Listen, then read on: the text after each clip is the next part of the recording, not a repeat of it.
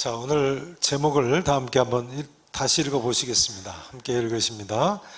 제2 솔로몬 성전을 세울 때 있었던 일. 지난주에 이어서 제2 솔로몬 성전, 제2 예루살렘 성전이죠. 또 수룹바벨 성전이라고도 하는 제2 성전을 세울 때 있었던 일들에 대해서 생각해 보고 계십니다.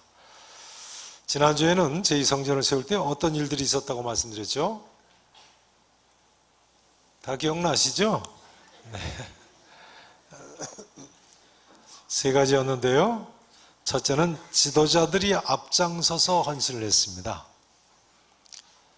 지도자들이요. 두 번째는 각 사람이 주어진 사명을 잘 감당했습니다.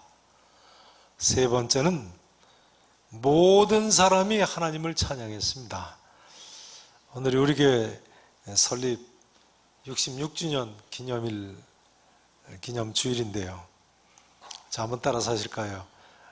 지도자들이 앞장서서 헌신하는 교회, 각 사람이 주어진 사명을 잘 감당하는 교회,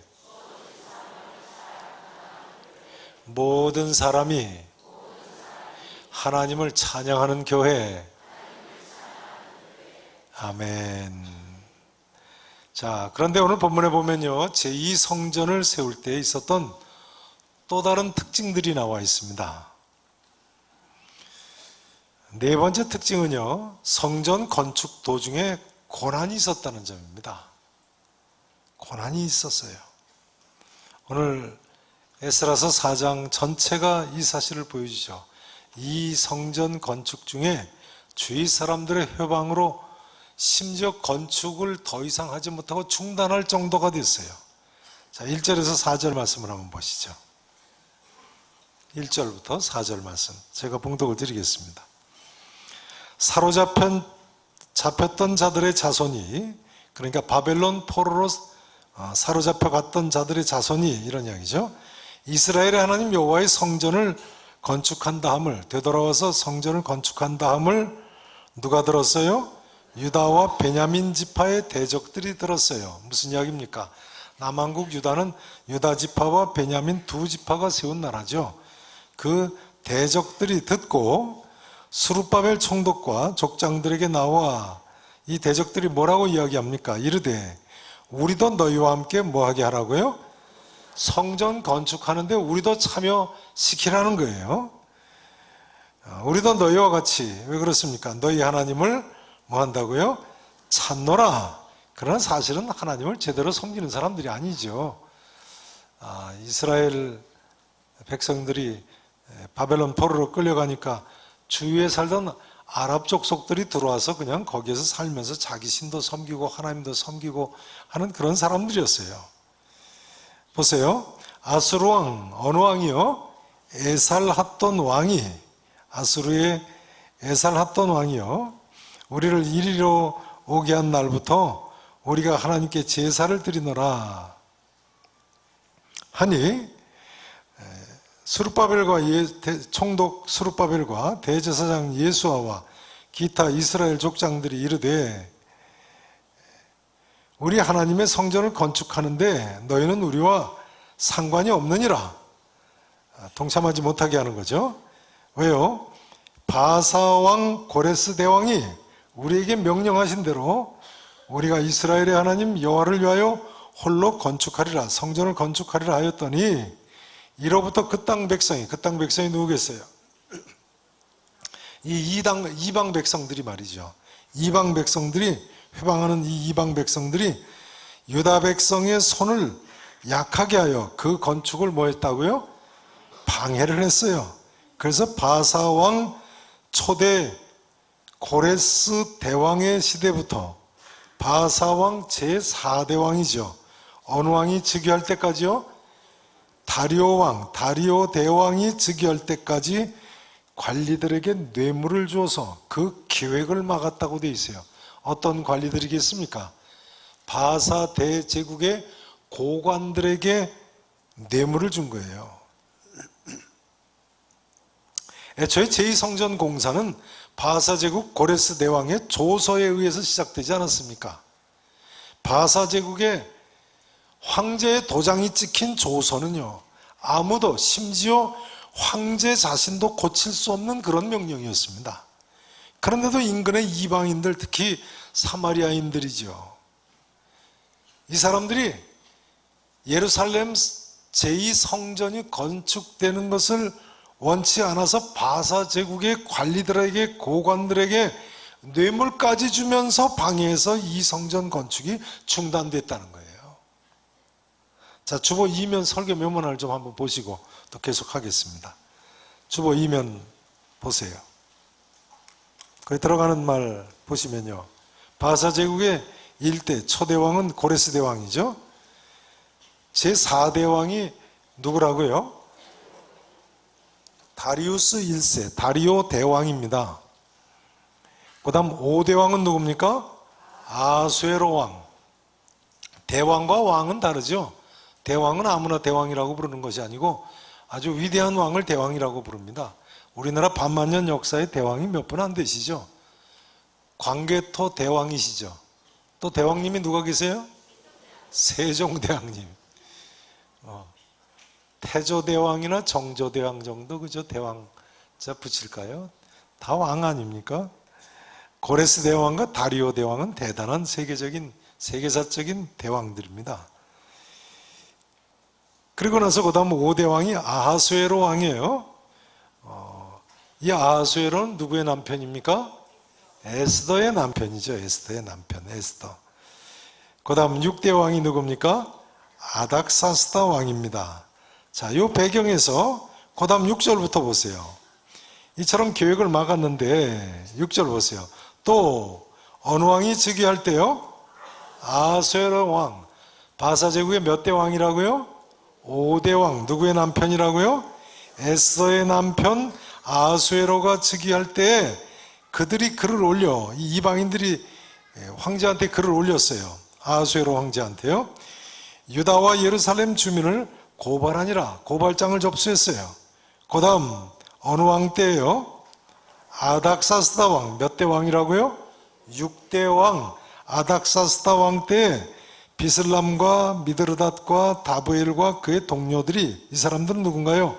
이방인, 이 회방 놓는 사람들의 지도적인 인물들입니다. 이 사람들이 바사왕 어느 왕에게요? 6대 왕 아닥사스다 왕에게 글을 올렸으니, 또 탄원서를 올렸어요. 그 글은 어디 문자로 써서 진술했다고요? 아람 문자와 아람 방언으로 진술하였더라. 이 사람들은 아람에서 들어와서 사는 아랍 족속들이었으니까요. 하면서 그 다음 그 진술한 내용이 나와 있습니다. 그래서 8절 이하는 아람어로 되어 있습니다. 어느 나라 말로 썼다고요? 구약성경 히브리어가 아닌 아람어로 8절 이하는 기록이 되어 있습니다.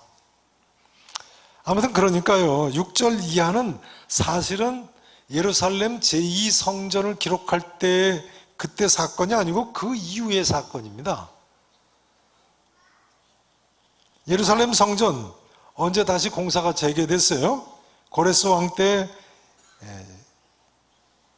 성전 건축이 중단되고 나서요. 언제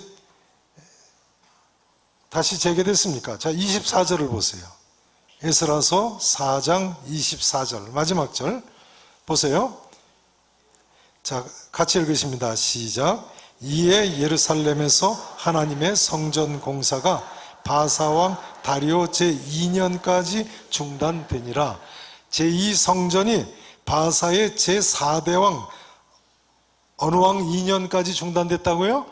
다리우스 1세 2년까지, 제2년까지 중단이 됐어요. 그러니까 그 사이에 5대 왕, 6대 왕의 기록은 성전 건축을 회방한 기록이 아니에요. 그럼 그 다음이니까요. 그 뒤에 4장 24절에 보면요, 분명히 23절까지는 다른 기록입니다. 이건 성전 건축 기록이 아니고 예루살렘 성벽 건축할 때 회방 놓은 기록이에요. 그럼 왜 이 기록을 뒷날에 있었던 기록을 여기다 갖다 이렇게 적어놨나요? 예루살렘 성전 제2성전이고 이건 예루살렘 성벽이건 간에 이처럼 방해를 받았다는 것을 강조하기 위해서 서로 다른 시대 사건을 이렇게 함께 기록한 것으로 봅니다. 자, 이 성전 건축은요, 이처럼 4대 왕 다리오 제2년까지 무려 15년간이나 성전 건축이 중단됐어요. 몇 년 동안요? 15년간이요. 다리우스 2년까지요. 저를 보시죠. 중요한 점은요, 예루살렘 성전 건축은 틀림없이 하나님 뜻이죠. 하나님 원하시는 일이었죠. 틀림없으시죠? 근데 이상하게 그럼에도 불구하고 하나님 일이 이처럼 회방을 받는 경우가 있군요. 물론 거기에 지체되는 일을 통해서도 서원을 이루시는 하나님의 특별한 섭리가 있긴 있었습니다만, 우리가 살다 보면요, 하나님께서 원하시는 일에도 일이 잘 안 풀릴 수가 있습니다. 이 일은 분명히 하나님께서 원하시는 일이다. 그런데도 왜 일이 잘 안 풀릴까? 할 때가 있어요, 없어요? 있어요. 예루살렘 성전 건축이 이방인들의 방해로 중단되듯이 말입니다. 사도 바울의 경우도 이런 경우가 있었습니다. 바울이 로마 황제 가이사에게 상소해서 로마로 가는 것은 분명히 하나님의 뜻이었습니다.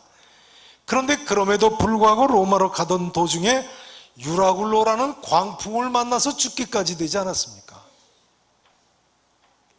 우리도 이런 경우가 있지요. 우리 아들 대학 가는 것이 분명히 하나님 뜻이라고 해보겠습니다. 그러나 올해는 시험을 못 볼 수도 있고 떨어질 수도 있고 재수할 수도 있습니까? 없습니까? 틀림없으시죠? 이런 이야기가 또 성립됩니다. 일이 잘 안 풀린다.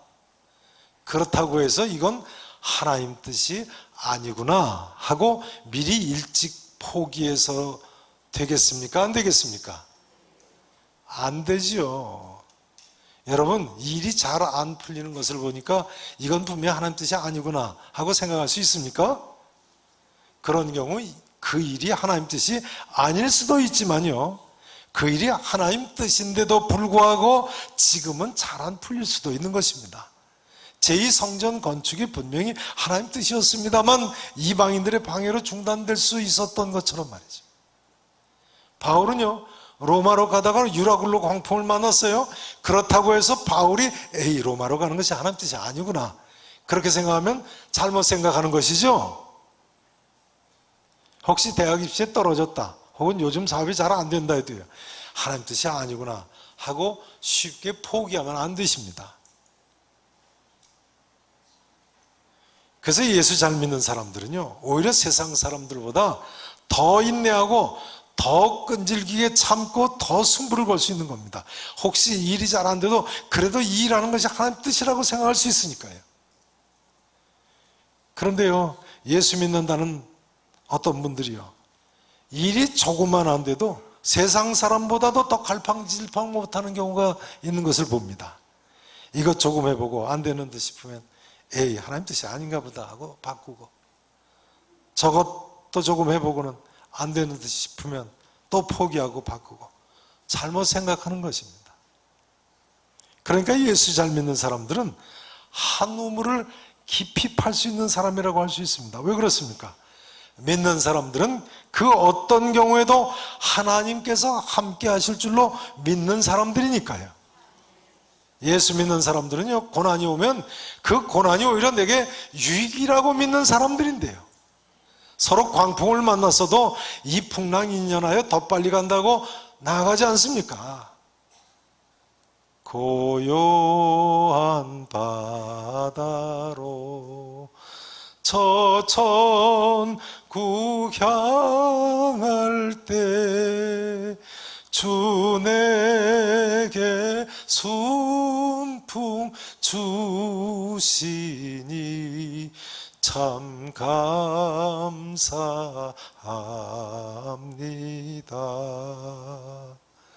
그 다음 2절이 중요하죠. 큰 물결 일어나 나 쉬지 못하나 이 풍랑으로 인하여 어떻게 간다고요? 더 빨리 간다고요. 믿으십니까? 사랑하시는 성도 여러분, 이런 믿음으로 모든 것이 합력하여 선을 이룰 줄로 믿는 하나님의 사람들이 되시기를 진심으로 축원하겠습니다. 이제 오늘 사건은 또 이런 결론도 가능합니다. 일이 잘 풀린다 해도 이건 분명히 하나님 뜻이구나, 꼭 이렇게 생각할 수는 없다는 거예요. 틀림없으시죠? 여러분, 예수 잘 믿는 사람들이 이면에 있어서 오판을 하기 쉽습니다. 일이 잘 풀린다, 이건 분명히 하나님 뜻이구나. 그러나 이렇게 생각하다 낭패 볼 수도 있어요.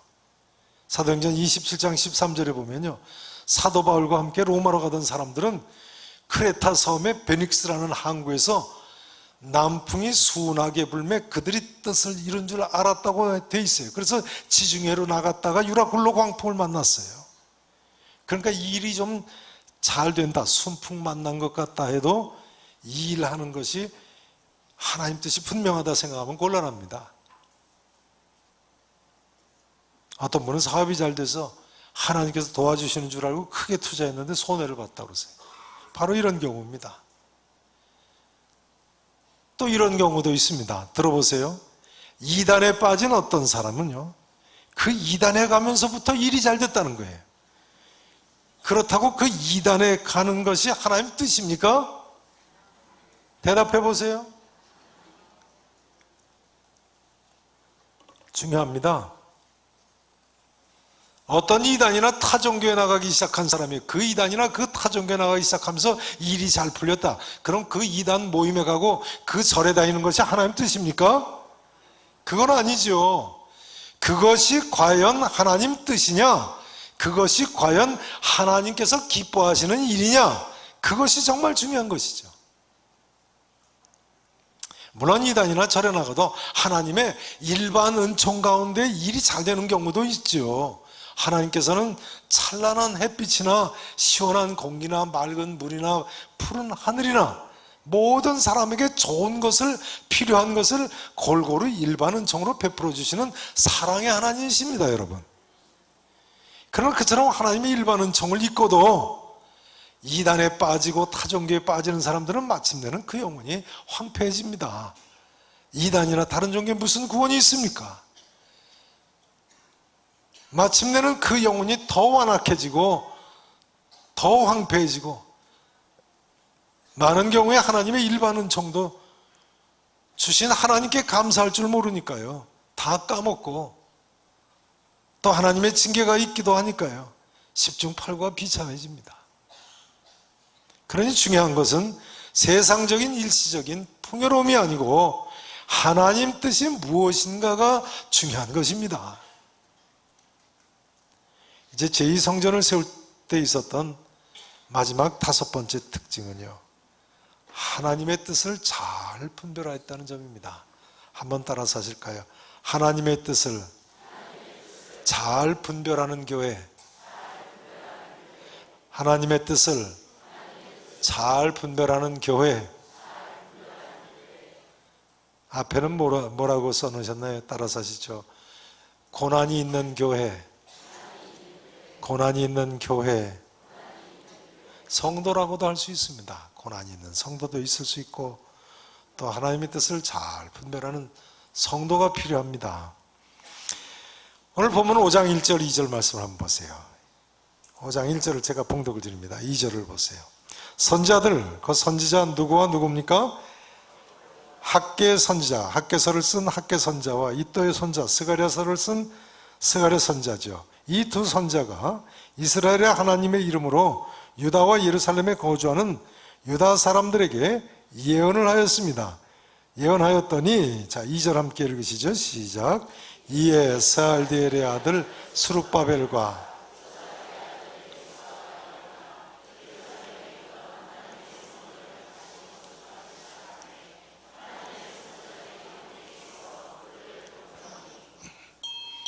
이 규절은 제2성전의 완공이 학계 선자와 스가랴 선자가 예언했기 때문에 가능했던 것을 보여주고 있습니다. 물론 이 두 선자가 하나님의 뜻을 이처럼 잘 분별했습니다만, 또 동시에 스룹바벨 총독과 대제사장 예수와 같은 하나님의 선자들이 함께 있어서 도움으로, 또 하나님의 선자들이 함께 있어서 그들을 도움으로 제2성전 건축을 완공할 수 있었다는 것이 성경의 기록입니다. 에스라서 6장 14절에도 보면요, 이렇게 나와 있습니다. 자, 6장 14절 15절 말씀 한번 보시죠. 14절 보세요. 보세요. 유다 사람의 누구들이요? 장로들이 선지자 누구와 누구의 권면을 따랐어요? 학개와 이또의 손자 스가랴 선자의 권면을 따랐다고 다시 한번 나와 있어요. 따랐으므로 성전 건축하는 일이 어떻게 됐다고요? 형통한지라, 형통했다고 돼 있어요.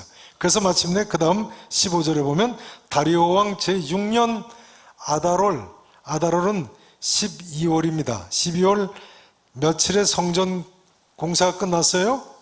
3일에 성전을 완공을 하게 됐습니다. 그러니까 저를 보세요. 제2성전 공사는요, 다리오 왕 2년에 다시 재개를 했다고 그랬잖아요. 지금 6년에 완공을 했죠. 그럼 몇 년 걸렸어요? 전 이렇게 쉬운 문제 아니면 안 냅니다. 자, 제2성전 공사 몇 년 걸려서 완공했어요? 4년 걸렸어요. 몇 년 동안이나 중단했다가 재개했다고요? 15년 동안이나 중단됐던 제2성전 공사를 불과 4년 만에 완공하게 됐어요. 이런 이야기가 되겠습니다. 하나님 일을 하는 데는 하나님의 뜻을 분별하는 것이 제일 중요하다. 당시 이스라엘 민족은 10여 년간이나 대책 없이 성전 건축을 중단할 수밖에 없었어요. 학개서 1장 1절 2절에 보면요, 그뿐만 아니라 이때 많은 이스라엘 사람들이 아직은 무너진 성전을 건축할 시기가 이르지 아니하였다고 주장하던 때입니다. 주변 나라들이 자꾸만 회방을 하니까 이건 분명히 하나님 뜻이 지금 건축할 시기는 아니다, 그렇게 생각했다는 거예요. 그런데도 불구하고 유독 학개 선자와 스가랴 선자만은 성전 건축 재개가 하나님 뜻이라고 주장을 한 거예요. 학개서 1장 1절이나 스가랴서 1장 1절에 보면 학개 선자, 스가랴 선자 두 사람 다 다리오 대왕 제2년에 예언을 시작한 사람임을 알 수 있어요. 다리오 왕 몇 년에 시작했다고요?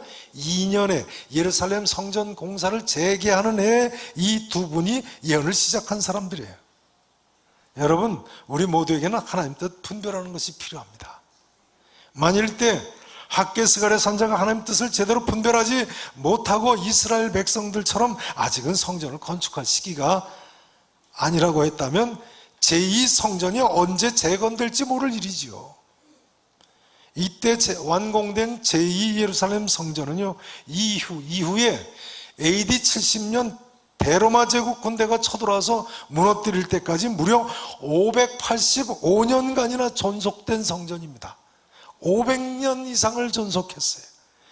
제1 솔로몬 성전, 그러니까 솔로몬 왕이 지은 성전은 몇 년간이나 존속됐을 것 같습니까? 불과 373년 만에 무너졌어요. 이 성전은 585년간이니까요. 373년하고 비교해 보세요. 무려 200년 이상을 더 존속한 대단한 성전을 짓게 된 거예요. 그러니 학개 선자, 스가랴 선자가 하나님 뜻을 잘 분별한 것이 얼마나 대단한 하나님의 역사를 이룬 것입니까? 성도 여러분, 한 번밖에 없는 인생의 참된 성공 여부는 하나님 뜻 분별에 달려 있습니다. 하나님 뜻을 잘 분별한 사람은 가장 가치 있고 의미 있고 보람 있는 삶을 살게 될 것입니다. 후회 없는 인생길이 될 것입니다. 그러나 반면에 하나님 뜻을 잘 분별하지 못한 사람은 허송세월을 보내게 될 것입니다. 그리고 후회가 막급한 삶을 살게 될 것입니다. 이제 말씀 증거를 마치기를 원합니다. 요즘 여름 성경학교 수련회 농활 단기 선교 기간을 지내고 있습니다. 여름 성경학교 중고등부 수련회, 청년부 수련회, 외국인 부서 수련회, 어제 오늘은 또 새터민 분들이 수련회를 갖고 있죠. 또 농활이다, 단기 선교다, 많은 사역들이 있습니다. 그 모든 것에 궁극적인 목표가 있다면요, 그것은 내가 얼마나 더 하나님 뜻대로 사느냐 하는 것입니다. 내가 얼마나 더 하나님 뜻대로 사느냐, 우리가 얼마나 더 하나님 뜻대로 사느냐. 사실은 이것이 여름 성경학교나 수련회 농활 단기 선교의 목적이죠. 우리가 얼마나 더 하나님 뜻대로 사느냐. 오늘 우리 계산교회 설립 기념 주일인데요. 계산교회는 1953년 7월 26일 6.25 전쟁 휴전 바로 전날에 설립되었습니다. 이를테면 우리 교회는 시작부터 하나님 뜻을 잘 분별한 교회입니다. 성도 여러분, 올여름을 기점으로 더 하나님 뜻을 잘 분별하시고 더 하나님 뜻대로 순종하며 사시기를 바랍니다. 이제 우리 모두 더 하나님 뜻대로 사는 하나님의 사람들이 될 수 있기를 우리 구주 예수 그리스도 이름으로 간절히 축원하겠습니다.